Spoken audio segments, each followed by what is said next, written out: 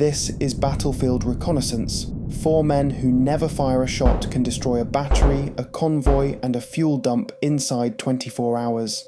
A recon team that gets spotted stops being a recon team and becomes 4 men hunted by a garrison. So how do recon scouts actually operate? In this video, we break down why a scout fears his own footprint more than a bullet, how a team crosses ground that thermal cameras watch continuously, and why communications are simultaneously their lifeline and their death sentence. All of it rests on one principle that inverts the usual logic of combat. Success here is measured by what did not happen. No contact, no traces, not a single shot fired. To understand how that works, start with what a scout is actually paid for. A scout's weapon is the report. An assault team breaks the objective. A recon team describes it precisely enough that somebody else breaks it, the artillery, the aviation, or a drone. Hence the proportion that explains the whole profession. Several days of observation produce seconds of transmission. The rest of the time the team lies still. For a team like this, contact is a failed mission. Shooting reveals presence. Presence triggers a search. The search shuts the area down for a week, and the observation the men were inserted for ends. So a scout avoids a fight for a hard reason. A firefight destroys the product he was sent to collect. The best exfiltration is the one the enemy only reconstructs afterward, once he works out where the strikes were being directed from. Getting the report out, though, requires reaching the position first, and this is where the work nobody films begins. Preparation starts a day before infiltration. The team studies imagery of the area, learns the route by heart, and lays a terrain model out on the ground so every man can see where his neighbour will be. Then come the actions on drills. What happens if the team is spotted on the approach, if comms go silent, if someone is hit? In darkness and without a link to headquarters, those answers have to already exist. The route itself never runs straight. A straight line is the shortest path, which makes it the first one the enemy blocks and the first one a search party walks. Movement goes through the inconvenient ground instead. Tree lines, gullies, boggy low ground. The terrain the enemy writes off as impassable and therefore leaves unwatched. Before occupying the position, the team walks a dogleg, a deliberate hook past the objective. The logic is severe. If the track is ever found, it should lead somewhere else. The final few hundred meters are crawled, 1 man at a time, spaced out and finished before first light, because a man crawling across open ground in daylight moves at a speed that is visible from any high point. Weight is calculated separately. The bulk of a recon team's load is water and batteries for the radio and thermal sight, and across 4 days that runs to tens of kilograms per man before ammunition. Anything else is discarded ruthlessly. Every kilogram converts into extra noise and an extra hour on the route. Traces are their own discipline. A snapped branch, flattened grass, a cigarette end, a wrapper. These last for weeks and tell a patrol more than any prisoner. So everything comes out of the area, including rubbish and the spoil dug out of the hide. Here is the micro scene that explains the price of all this fuss. 4 men cover 6 kilometers in 9 hours, average speed 700 meters an hour, what a walker in a park does in 10 minutes. Every meter of that slowness buys the thing the whole operation exists for, the right to lie 200 meters from the enemy and know that nobody is looking for you there.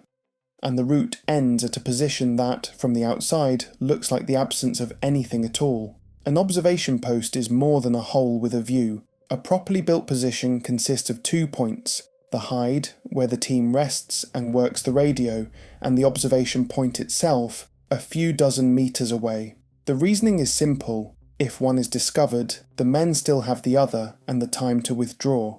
The hide is dug tight and low, with observation through a slit, and it never sits on the crown of a hill. A silhouette against the sky reads for kilometers. Positions get chosen where the view is awkward. The comfortable vantage point is the first thing the enemy checks, precisely because it is comfortable for him too. The pair works in shifts, one watching while the other records and rests, rotating every hour or two, because after 2 hours of continuous observation, the eye stops registering movement.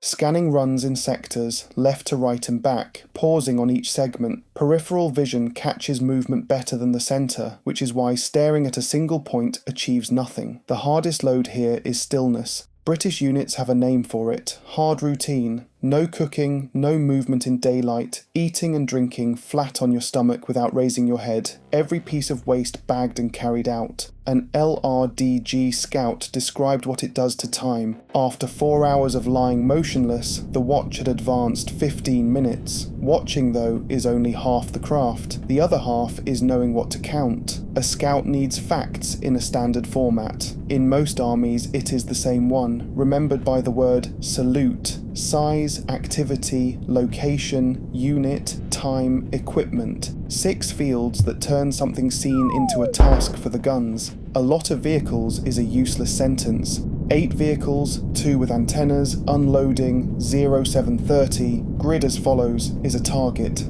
Beyond that, the team builds what is called the pattern of life. The hour the guard changes, the time the water truck arrives, the direction the cables run, the width of the ruts on the dirt road which says whether tracked or wheeled vehicles passed, smoke at 6 in the morning. After 2 days, those details assemble into a schedule, and the schedule becomes the main product of the entire patrol. Pause for a second and answer this yourself. Which is worth more to a scout, seeing a tank or seeing a field kitchen? The tank drives away within the hour. The kitchen sits where the personnel live, cooks for a known number of men, and almost always stands near the command element. Rear area routine reveals strength and structure more reliably than combat vehicles do. All of it still has to be transmitted, and that is the most dangerous minute of the entire patrol. Radio transmission compromises. Signals intelligence takes a bearing on any working station, and a team that stays on the air too long assigns its own grid reference to the enemy, hence the rule of short transmissions. The report is composed in advance, compressed to a few lines, and sent in seconds on a schedule both sides know about, your own and the one listening. After a transmission, the position counts as compromised. Sent means moved, even when nothing appears to have happened. And one principle predates radio entirely. The information goes out first. At the first sign of trouble, the team leader transmits what has already been gathered before he starts solving the problem, because the team may not come back. The report is required to. Eventually the team is spotted anyway, and at that moment a plan rehearsed before infiltration takes over. There is no firefight in that plan. The task is to break contact, smoke, a short burst to check pursuit, withdrawal along pre-designated bearings. The men split and reassemble at rally points chosen on the map before departure, always several of them at varying distances, because the nearest one may already be occupied. What follows is a pursuit in which the scouts hold one advantage. They study this ground on imagery and know where to go in the dark, while the search party follows a fresh track in a hurry. The break is bought with the same inconvenient terrain they came in through. That was the shape of the job for a century. Then a new layer appeared over the battlefield and took half of the scouts' tasks away. Aerial reconnaissance counts better than a human being. A drone sees an entire column, records grids without error, and does not get tired on the 4th day. Whole categories of work, counting vehicles, watching roads, assessing strike results, moved upward and became cheaper by an order of magnitude. So answer the second question. Why send men across the line at all if the sky sees everything? 3 reasons. A drone sees the roof, a man sees what is under it, vehicles beneath a canopy, antennas in a basement, whether a dugout is occupied or a decoy. A drone takes no prisoners and lifts no documents. And a drone goes deaf where electronic warfare is working, while eyes on the ground keep functioning in any weather and under any jamming. Ground reconnaissance therefore shifted toward what a camera cannot confirm, verifying targets, marking them for precision weapons, working in depth, hunting enemy drone crews and jamming stations. Transparency cuts both ways though. At night, a thermal sight reads a prone man like a light bulb, so infiltrations increasingly get planned for fog, rain and wind, the hours when the other side's cameras lose the picture. What this profession looks like at its best is shown by 2 stories 8 decades apart. Libya, spring of 1942. The long-range desert group settles in to watch the coastal road, the Via Balbia, 8 kilometers from the Marble Arch, the single artery supplying Rommel's entire army. The road watch runs without a break from the 2nd of March to the 21st of July. The setup is severely simple. The trucks are hidden under nets 3 kilometers from the road. Before dawn, 2 men move into a camouflage position 320 meters from the tarmac and lie there for 24 hours. One counts everything heading east, the other everything heading west.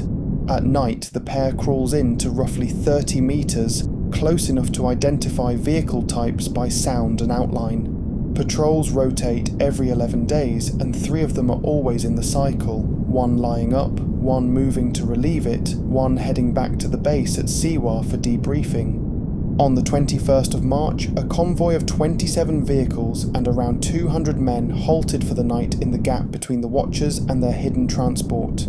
The team lay through that night without moving and resumed counting in the morning.